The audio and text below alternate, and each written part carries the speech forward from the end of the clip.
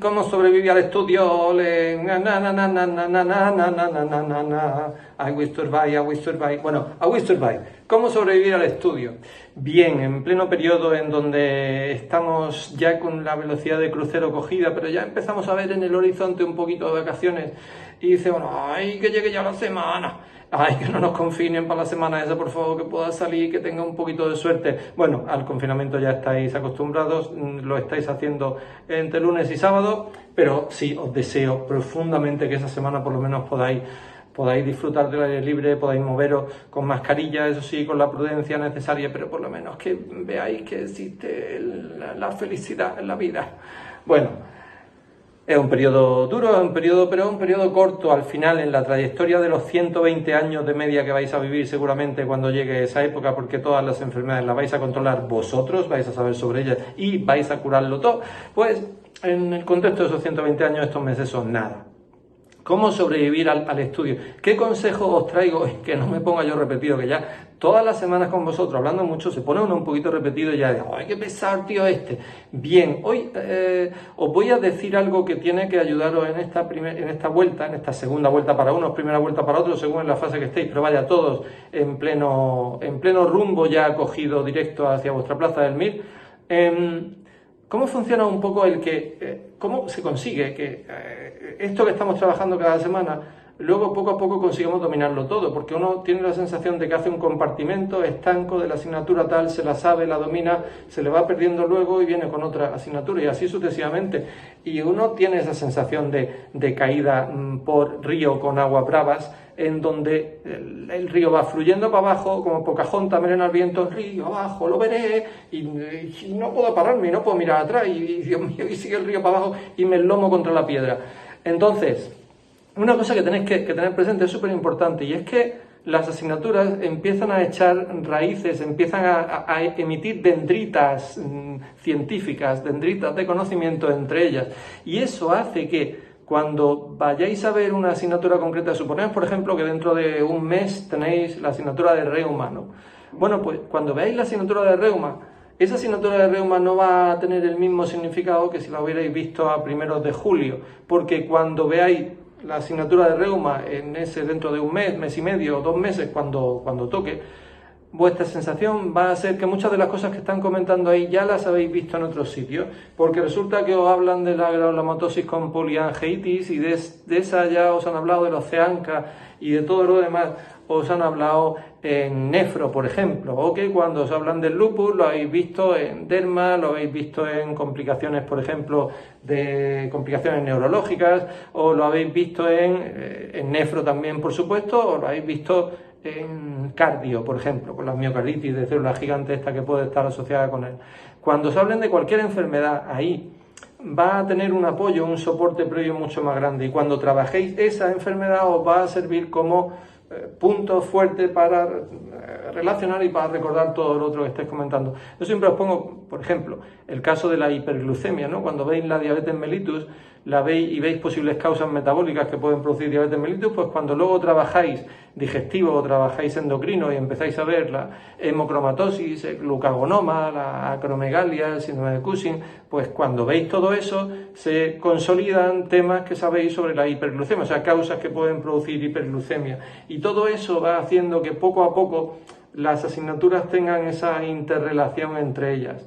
Eso hace que, y esto es algo que siempre os insisto mucho, pero es súper importante, que esto sea como un álbum de cromos, en donde empieza a haber ya cromos que a base de repetirse, cuando llega noviembre o llega diciembre, esos cromos ya están puestos en su sitio del álbum, y por lo tanto cuando tú pasas la página del álbum, que al principio, no sé si teníais álbumes físicos vosotros, y yo soy demasiado viejo para eso, pero cuando yo tenía un álbum físico, cuando pasaba la página y veía esa doble página, al principio era desolador porque a lo mejor tenía un jugador de fútbol de la Ponferradina, solamente uno, puesto ahí, muy bonito, pero uno solo, y decía, ¡ay, no me quedan cromos por comprar de Panini!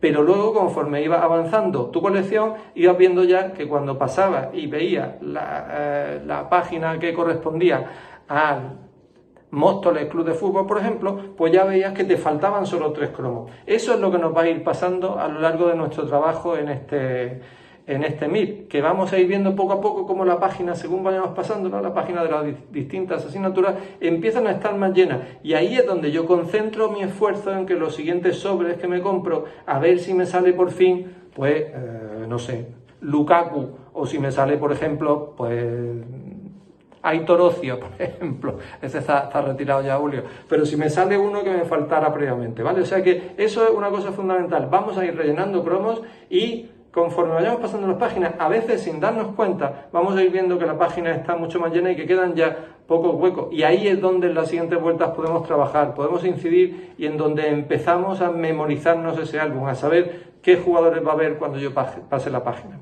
Sigo ahora con un consejo para los simulacros. Y mi consejo para los simulacros tiene que ver con el cómo hacer que yo vaya más rápido, que tenga mayor agilidad respondiendo preguntas de los simulacros. A ver, ya os dije hace unas cuantas semanas cómo la rumiación, el protegerse de la rumiación, era uno de los ejercicios fundamentales. Otro ejercicio importante que tenéis que intentar hacer es, cuando ya tengáis tiempo solamente dedicado para hacer generador, para hacer preguntas, es poneros pequeñas pruebas y pruebas muy exigentes. O sea, intentar poneros un examen de 50 preguntas y ese examen intentar responderlo en 25 minutos o en 30 minutos. Yo preferiría casi en 25 minutos. O sea, intentar responder 2 preguntas por minuto. Y vas, claro, ay, que no me da tiempo. Pero eso te va dando agilidad mental a la hora de localizar lo que tú quieres en una pregunta concreta. Y para localizar lo que tú quieres en una pregunta concreta, hay algunos consejos que son importantes. Lo primero, en algunas preguntas que he comentado previamente, ya os lo he insistido esto, pero yo creo que como consejo puede venir bien. Primero, fijaos en lo macroscópico, o sea, fijaos en el aspecto general que tiene la pregunta, o sea, miradlo desde lejos. Ponéis así el examen, como si tuvierais presbicia, ¿no? Ya tiene uno costumbre en esto. Y entonces mirarlo desde lejos y ver en lo macroscópico. Una pregunta con un enunciado muy largo y con respuestas, por ejemplo, muy cortas. Bueno, pues esa pregunta, por ejemplo, todos estos trucos los vais a ir viendo cuando vayáis trabajando con ella. Esa pregunta lo que significa es que casi seguro va a ser un caso clínico y me van a preguntar o por el diagnóstico o por el tratamiento. Me fijo en las respuestas, porque si las respuestas van todos por un mismo lado, si las respuestas ponen bortezomib con otros quimioterápicos, trasplante de médula ósea autólogo con tal, abstención terapéutica o regímenes de melfalán, pues ya simplemente con las respuestas dice, esto es un mieloma. Voy a leerme ahora el enunciado solamente intentando buscar aquello que me diga qué es lo importante a la hora de responderlo. Y si, como ya os comenté en una pregunta, y si en el enunciado de lo que se deduce es que el paciente apenas tiene síntomas ninguno, pues entonces me voy a ir por la abstención terapéutica por ahora, ¿no? O sea, trucos que te pueden servir para que no tengas que leer desde la primera palabra hasta la última y luego leerte todas las respuestas y luego intentar enterarte de qué va la pregunta, sino que ya de entrada te den una cierta idea. Otro caso, una pregunta relativamente larga, pero no mucho, y una respuesta muy largas todas ellas. Pues hay casi que vendría bien que el enunciado lo leas con una cierta tranquilidad y que luego las respuestas te las leas con mucho detenimiento. O sea, el enunciado lo pases rápido. Bueno, voy a hacerme una idea más o menos de qué va. Lo paso rápido. ¿Por qué? Porque esa pregunta suele ser de cuál de las siguientes es cierta o cuál de las siguientes es falsa sobre este caso clínico. Y en la mayoría de los casos, el enunciado, por lo tanto, no aporta una información demasiado relevante. O sea, el enunciado en estos casos es la excusa que el examinador tiene para poder ponerte cuál de las siguientes es falsa sobre tal enfermedad. Pero para que la pregunta se note que se le ha currado algo más, pues hace un enunciado relativamente largo tipo caso clínico. Pero seguramente solo tienes que saber qué tipo de enfermedad es, que eso casi seguro que va a estar muy fácil, muy implícita en el enunciado, porque en lo que tienes que centrarte más y donde tienes que echar más tiempo es en leer cada una de las respuestas y hacer el diagnóstico diferencial entre verdadero o falso en ellas. O sea, en esos casos puedo ahorrar tiempo si el enunciado lo miro un poco más rapidito y luego voy mirando la respuesta. Y si en alguna de ellas hace referencia a algo que pueda estar en el enunciado, por ejemplo, en este tipo de pacientes con estas alteraciones que tienen específicas, pues sería bueno tal tratamiento con... Bueno, pues voy al enunciado y le echo un ojo rápidamente a ver si el paciente resulta que tiene un grado de enfermedad mayor, un grado menor, etcétera. ¿Me entendéis? O sea que ese tipo de preguntas concretas, pues tengo que ir hacia esa secuencia. Otra pregunta, por ejemplo, una pregunta muy larga, en donde veas que las respuestas son cortas y que es tipo caso clínico, pues fijaros siempre en la última línea del enunciado, porque en el enunciado muchas veces te dice, después de mencionarte un paciente con hipercalcemia que tiene un montón de datos en las pruebas complementarias, que tiene acidosis metabólica, que ha tenido también litiasis renales, que tiene antecedentes familiares o no, etcétera, te cuenta muchas cosas y luego en la última línea dice, con el diagnóstico de hiperparotiroidismo, ¿cuál de las siguientes es cierta?